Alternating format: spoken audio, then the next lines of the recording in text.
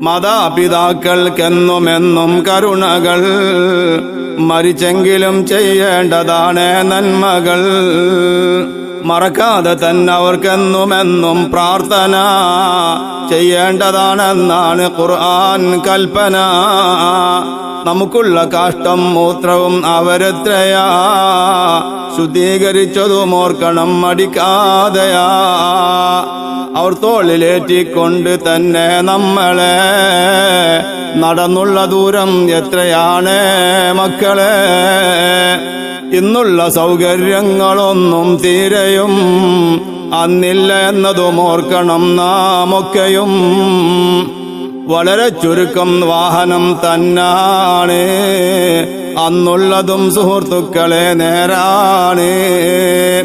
നമുക്കുള്ള പട്ടിണി മാറ്റുവാൻ അവരെത്രയാ, സഹിച്ചുള്ള ത്യാഗം പറയുവാനത് ഏറെയാ. അവർ ഭക്ഷണത്തിന് നൽകി ബഹുമാനങ്ങളും, വകവെച്ചതാണവർ ദീനിന് സ്ഥാനങ്ങളും. പലയിൽ ഇരുന്നും കൊണ്ടുമാണ് ഭക്ഷണം കഴിക്കുന്നതും അതുപോലെയാണെന്നറിയണം. വായ്ക്കട്ടിയും അതുപോലെ തന്നെ കഞ്ഞിയും, ഇവയൊക്കെയാണെന്നുള്ള ഭക്ഷണ രീതിയും. ആർഭാടവും അഹങ്കാരവും അവർക്കില്ല, ഒരു പറ്റ് പോലും താഴെ വീഴ്ത്താറില്ല.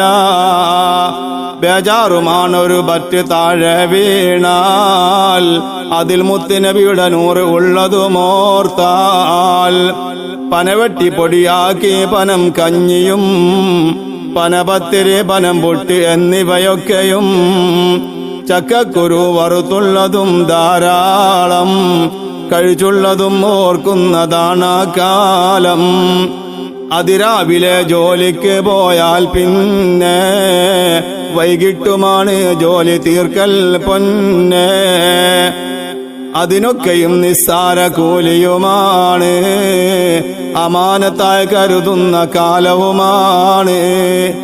ഇന്നത്തെ അവസ്ഥ അധികവും ചീറ്റിങ്ങില, വിശ്വാസമെല്ലാം മങ്ങി വന്നു കണിവല. തട്ടിപ്പുകൾ പല രീതിയിൽ തലപൊക്കല, അതിൽ പെട്ടുപോയവരൊക്കെയും ദുഃഖത്തില. ഇന്നുള്ള തലമുറ പട്ടിണി അറിഞ്ഞില്ല, പഠനത്തിനിന്നൊരു ബുദ്ധിമുട്ടും ഇല്ല. ഇന്നെത്രയാണ് ഭക്ഷണം തള്ളുന്നതും, ധിക്കാരമായി തന്നെയാ ചെയ്യുന്നതും.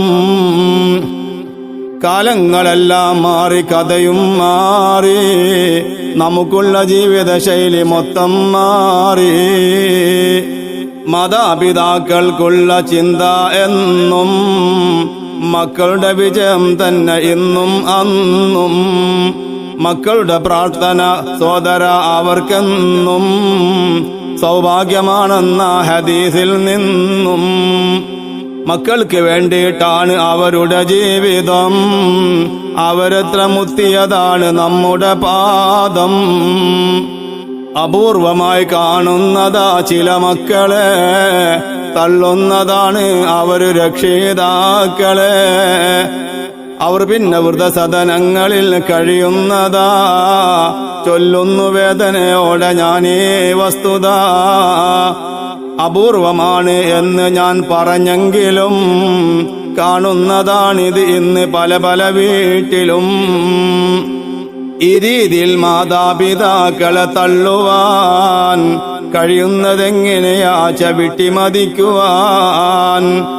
അവർക്കുള്ള തൃപ്തിയിലാണ് പൊന്നെ സ്വർഗവും, അതൃപ്തിയിൽ തന്നാണ് മുത്തേ നരകവും.